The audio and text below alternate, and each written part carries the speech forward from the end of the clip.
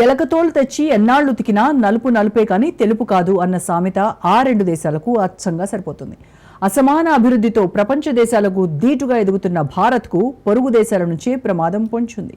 ప్రధాని మోదీని డైరెక్ట్గా ఎదుర్కోలేక, ఇండియాను ఏం చేయలేక అక్కసుతో కుయుక్తులు పన్నుతున్నారు. దేశ ప్రజలపై నిఘా పెడుతున్నారు. ఇంతకీ చైనా, పాకిస్తాన్ చేస్తున్న ప్లాన్ ఏంటి? పాకిస్తాన్కు చైనా ఎందుకు సపోర్ట్ చేస్తోంది? పౌరులపై నిఘా పెట్టి పాక్ ఏం చేయాలనుకుంటోంది? మారని పాకిస్తాన్ చైనా వక్రబుద్ధి. చైనీస్ టెక్నాలజీతో పౌరులపై నిఘా. పాక్ నిజస్వరూపాన్ని బయటపెట్టిన ఆమ్నెస్టీ రిపోర్ట్. కోట్లాది మంది దేశ ప్రజలపై పాకిస్తాన్ నిఘా పెట్టింది. ఫోన్ ట్యాపింగ్ సిస్టమ్ ద్వారా ఆ స్పైయింగ్ జరుగుతుంది. చైనా నిర్మించిన ఇంటర్నెట్ ఫైర్ వాల్ ద్వారా పాకిస్తాన్లో సోషల్ మీడియాను సెన్సార్ చేస్తున్నారని ఆమ్నెస్టీ ఇంటర్నేషనల్ తెలిపింది. ఈ విషయానికి సంబంధించిన రిపోర్టును రిలీజ్ చేసింది. చైనీస్ పాశ్చాత్య టెక్నాలజీ ద్వారా నిర్మించిన మానిటరింగ్ నెట్వర్క్తో ప్రజలపై నిఘా పెడుతున్నట్లు ఆమ్నెస్టీ తెలిపింది. పాకిస్తాన్లో పొలిటికల్, మీడియా స్వేచ్ఛపై ఇప్పటికే ఆంక్షలు ఉన్నాయి. లాఫుల్ ఇంటర్సెప్ట్ మేనేజ్మెంట్ సిస్టమ్ ద్వారా సుమారు 40 లక్షల మొబైల్ ఫోన్లను ట్యాపింగ్ చేసే సామర్థ్యం పాకిస్తాన్ నిఘా ఏజెన్సీలకు ఉన్నట్లు తెలుస్తోంది.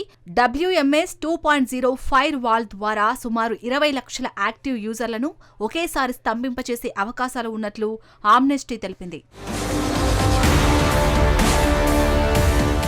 2 రకాల మానిటరింగ్ వ్యవస్థలు ఉన్నాయని, కాల్ ట్యాపింగ్, టెక్స్టులను ఇంటెలిజెన్స్ ఏజెన్సీలు తెలుసుకోవచ్చు అని, దేశవ్యాప్తంగా వెబ్సైట్లు, సోషల్ మీడియాను బ్లాక్ చేసే విధంగా టెక్నాలజీ కూడా ఉందని ఆమ్నెస్టీ చెప్పింది.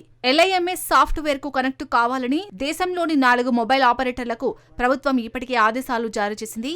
ఈ విషయాన్ని ఆమ్నెస్టీ టెక్నాలజీ నిపుణుడు జూరీ వాన్ బెర్జ్ తెలిపారు. అయితే ఇప్పుడు ఇదే టెక్నాలజీ శాంపుల్ మాత్రమే అంటోంది పాకిస్తాన్ ప్రభుత్వం. స్పైయింగ్ సిస్టమ్ ద్వారా అదే టెక్నాలజీని భారత్పై కూడా ప్రయోగించే అవకాశం ఉంది. ఇప్పటికే భారత్పై పీకుల దాకా కోపంగా ఉన్న పాక్ చైనా సహాయంతో భారత పౌరులపై కూడా స్పైయింగ్ చేసే అవకాశం లేకపోలేదు. పాకిస్తాన్లోని రావల్పిండి, లాహోర్, సియాల్కోట్తో సహా 11 వైమానిక స్థావరాలపై భారత్ అత్యంత ఖచ్చితమైన దాడులు చేసింది. దీంతో చైనా, పాక్ ఇరు దేశాల మధ్య ఈ సమావేశం జరిగింది.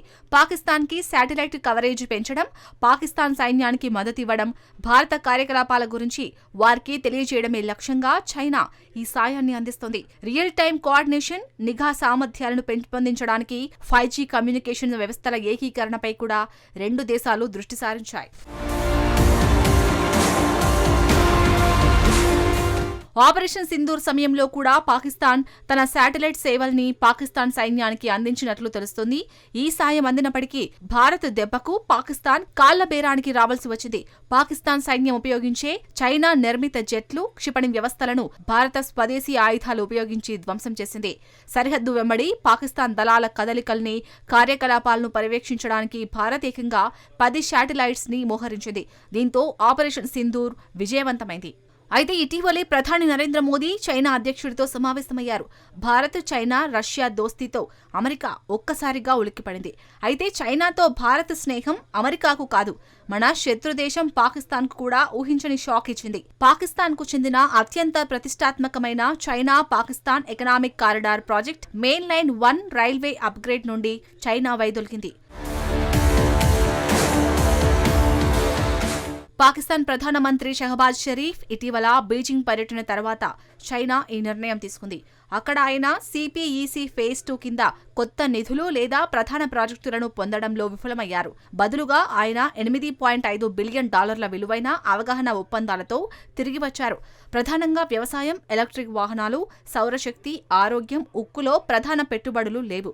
అదే సమయంలో వాషింగ్టన్తో ఇస్లామాబాద్ సంబంధాలు వేడెక్కడం, టియాన్జిన్లో జరిగిన షాంఘై సహకార సంస్థ శిఖరాగ్ర సమావేశం తర్వాత చైనా, రష్యాతో భారత్కు పెరుగుతున్న సాన్నిహిత్యం బీజింగ్ విడిపోవడానికి సంక్లిష్టమైన భౌగోళిక రాజకీయ నేపథ్యాన్ని జోడించాయి.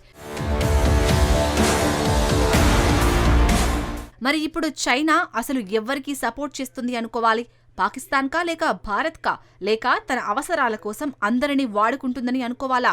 మరి చూడాలి. చైనా ఇప్పుడు ఎవరికి ఫుల్ సపోర్ట్ చేస్తుందో, డ్రాగన్ సపోర్ట్తో పాక్ ఏం చేస్తుందో.